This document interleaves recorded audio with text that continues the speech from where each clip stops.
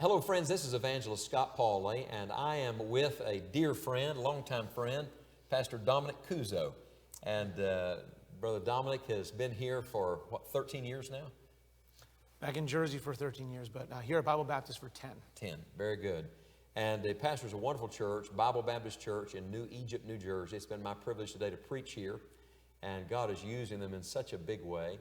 But I was pleasantly surprised today. I showed up for Sunday school, and he said, would you be willing to teach the last lesson in our Sunday school series on revival praying? And I said, I think I've seen that before. And so for the last several weeks, they've been studying revival praying with your church family.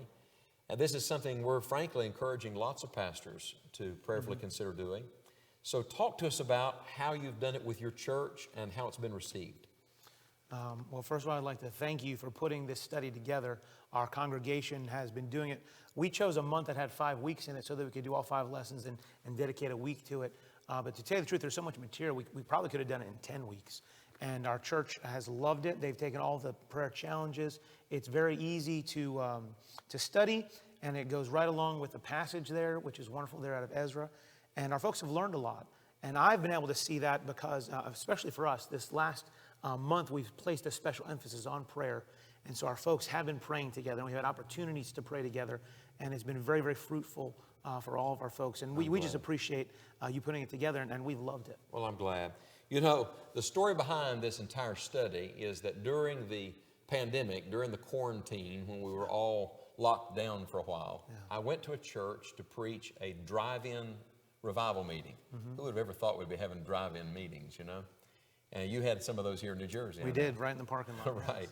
And I preached one night from Ezra chapter 9 on Ezra's revival prayer. And when we got in the car, a friend of mine said, we need to put that in print. And I laughed at him. I thought he was joking. And he said, I'm serious. I want to help you get it out. And so it started really as just a little book with the idea that it would encourage people to pray. Then after the fact, somebody said, you know, I'd like to study this with our church as a group. So then we came back and developed this little companion student guide. Like Brother Dominic said a moment ago, it's divided up into 5 lessons. It parallels, of course, the book, but really it takes Ezra's revival prayer as the prayer template. You know, I believe you can pray in the will of God when you're praying in the Word of God. So when God's Word guides your prayers, then you can be sure you're moving in the right direction. So Ezra's confession, his intercession, his petition. And it is designed to use with your Sunday school, small group Bible study. You could use it on a Wednesday night. For me as an evangelist, I'm going to encourage the churches where I go for revival meetings to use this for a month of revival praying, either leading up to a special meeting or coming out of a special meeting. I told somebody the other day, they said, when do you think the most important time is in a special meeting? And I said, that's the days leading up to it and the days coming out of it, not the days of the meeting. Because the days leading up to it prepare, and the days coming out of it gathers up everything the Lord's trying to do and helps it continue.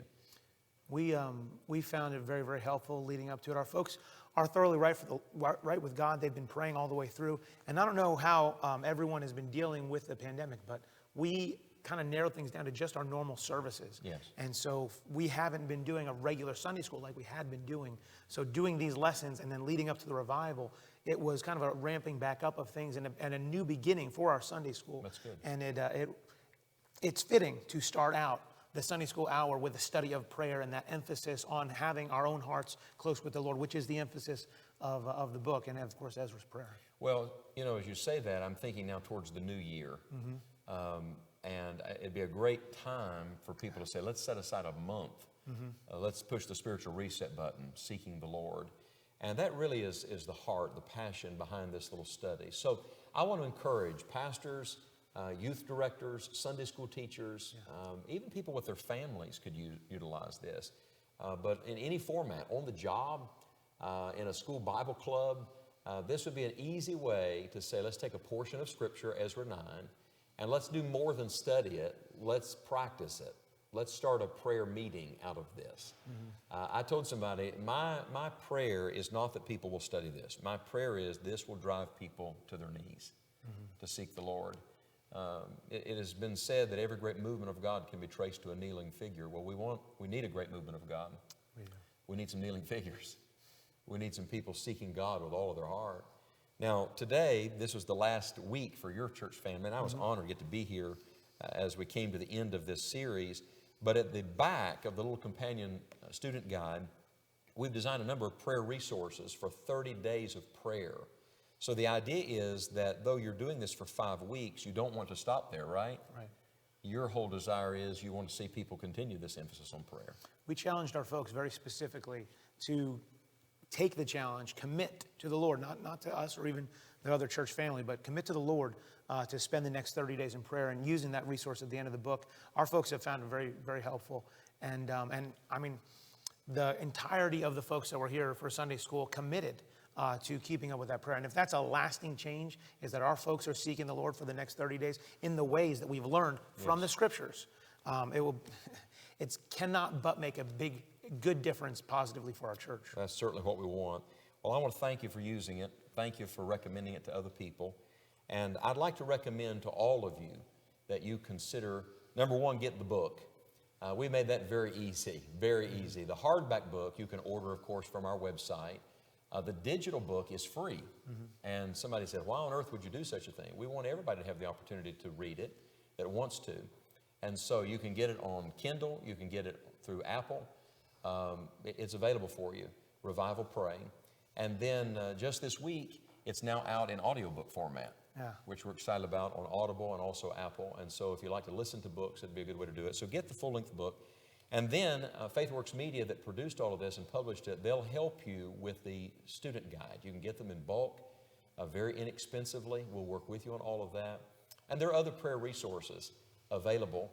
The website to go to is revivalpraying.com. So just go to revivalpraying.com. You'll see all the supplementary resources. And I'm praying that God will use it in a big way to set some things in motion for His honor and glory, just like He is here in this church. I appreciate the time. Thank you. God bless you, friends. God bless.